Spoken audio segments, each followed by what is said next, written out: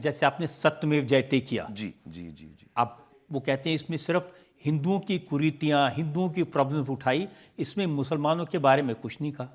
नहीं और नहीं बहुत नहीं, पैसे कमाए उससे। अरे एक तो मैंने पैसे कमाए नहीं, मैंने गंवाए। क्योंकि अब ये अच्छा नहीं लगता है बोलना, मैं अपने, अब आप पूछ रहे हैं तो मैं बोल ही देता हूं कि मैंने वो शो करने के लिए मेरे जितने एड्स थे मैंने उनको रिक्वेस्ट किया, टर्मिनेट किया।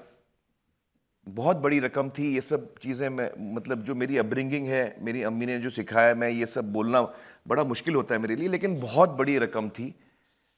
जो रकम मुझे उस शो में काम करने के लिए मिल रही थी उससे कुछ 6-7 गुना बड़ी रकम थी जो मैंने गंवाई है। मैं मजाक नहीं कर रहा हूँ ये।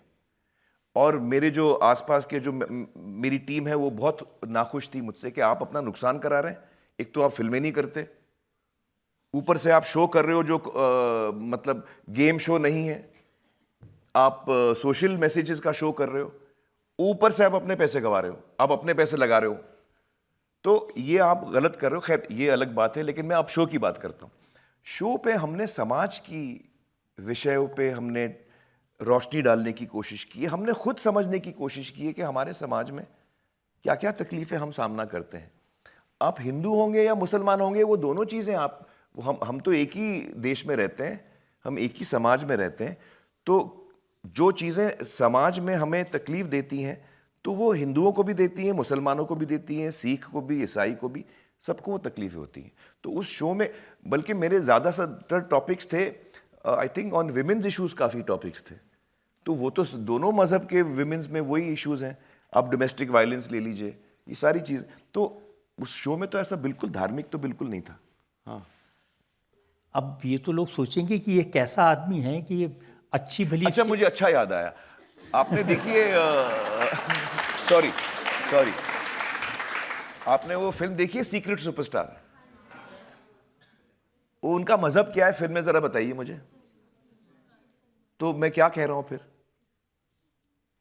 ऐसा कुछ नहीं है, हम कहानियां बनाते हैं और हम सामाजिक टॉपिक्स पे मैं एक्चुअली कहानी बताता हूं। मेरे ज्यादातर हर फिल्म ऐसी नहीं है, ज्यादातर मेरी फिल्में सोशल थीम्स पे होती हैं।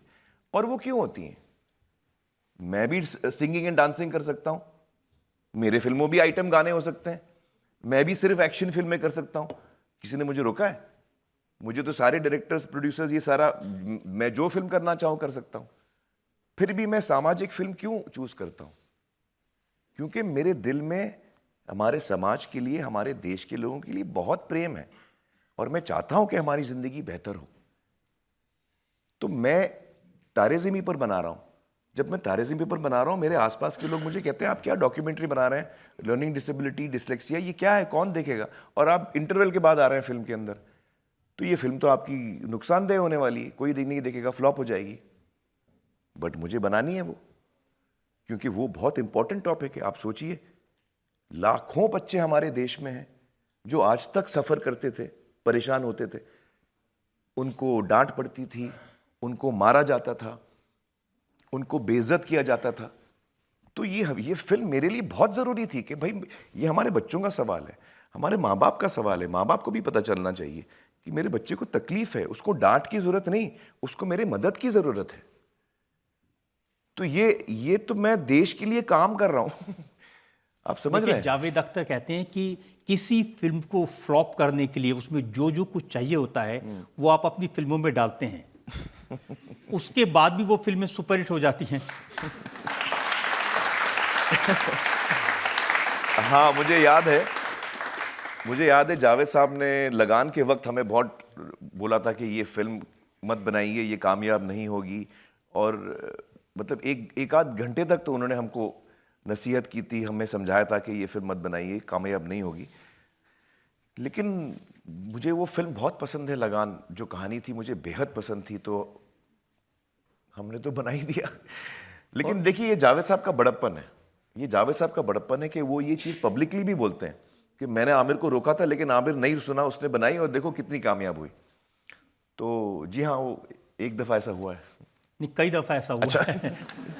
एक और सवाल ले सकते हैं हम ऑडियंस में। जी जी जी। मेरा आपसे सवाल है कि सोशल मीडिया पर कुछ लोग बॉयकॉट की कॉल करते रहते हैं, क्या आपको उससे कुछ फ़र्क पड़ता है? मुझे लगता है कि जो मेरी देश की जनता है वो मुझे खूब जानती है। ट्रोल्स कोशिश करते हैं, अपना कष्ट करते हैं वो कोशिश, तो मेरी ऑडियंस पे मुझे पूरा भरोसा है। और अच्छी बात यह है कि चाहे वो पीके हो, चाहे वो दंगल हो, बहुत बार ट्रोल किया, लेकिन आपकी ये फिल्में हिट हुई। जी बिल्कुल बिल्कुल, क्योंकि मेरी ऑडियंस जो है वो मुझे पूरी तरह जानती है और मुझे अपनी ऑडियंस के साथ मेरा बहुत ही गहरा रिश्ता है।